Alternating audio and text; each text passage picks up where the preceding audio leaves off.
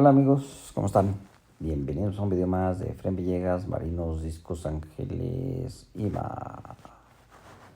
Bueno, aquí estamos viendo una tortuga grande y unas carpas gigantes y de muchos años de vida. Pero hoy vamos a hablar de un pariente de ellos, aunque no de ellas exactamente. Vamos a hablar un poquito de la historia de los peces dorados, goldfish,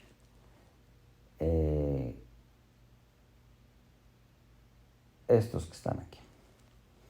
Y los goldfish son unos peces que tienen una historia muy antigua. Son el pez que más tiempo tiene criado en cautiverio y siendo una especie que el humano tiene para ellos. Se han criado en cautiverio desde hace más de 2000 años. Entonces es una de las especies domésticas más antiguas y es el líder del acuario en agua fría y dulce.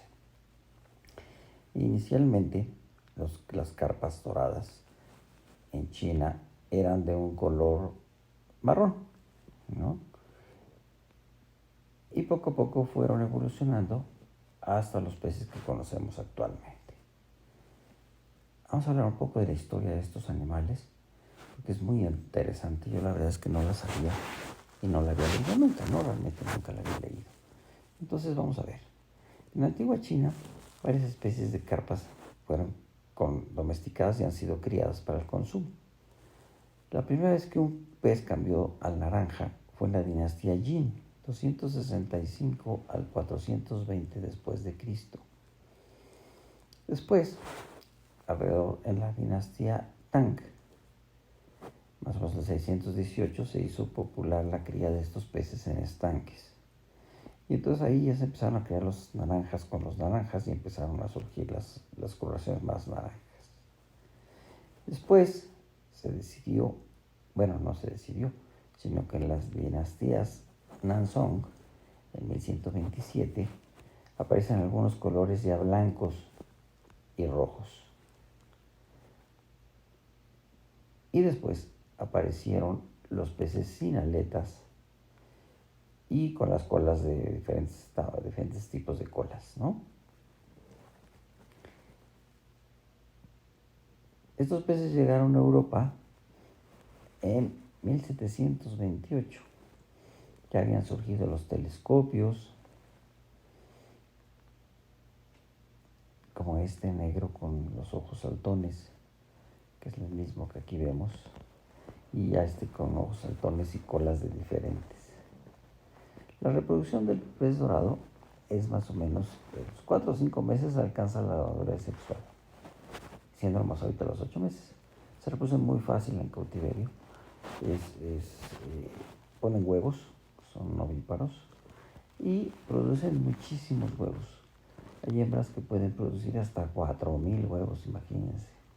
Entonces los huevos tardan 72 horas en eclosionar aproximadamente, si tenemos la temperatura de 20 a 25 grados. Ya que nacen, se tienen que alimentar a base de infusorios. Infusorios de lechuga quedarían perfectos, pero si tenemos muchísimos hay que poner mucho infusorio, acuérdense. Nacen como todos, con el saco vitelino, se lo van absorbiendo en 2-3 días y ya luego empiezan con el lado normal. Y crecen muy rápido, pues si en 3 o 4 meses ya tienen la madurez sexual, pues imagínense la capacidad de crecimiento que tienen. Por eso son tan populares, porque son fáciles de criar, tienen muchos colores y la gente los busca mucho. Son peces que generalmente todos inicialmente empiezan con uno de estos o con varios de estos, y obviamente eso hace que se cometan muchos errores. Los principales errores son creer que son un pez para principiante, que sí lo son en cuanto a facilidad de cuidados, pero no lo son en cuanto al tamaño del pez.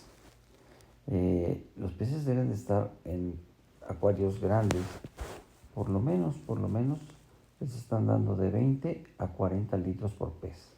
Esto era lo clásico, pero esto no tiene nada que ver con cuidar un pez de estos, ¿no? Ya esto sabemos que perfectamente que no es útil y que no sirve para nada, y que esto es mantener peces sufriendo.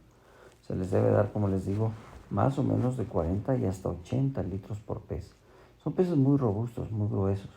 Entonces, Obviamente no es lo mismo un centímetro de pez cebra que un centímetro de pez japonés. Y también eso en los detritos se ve.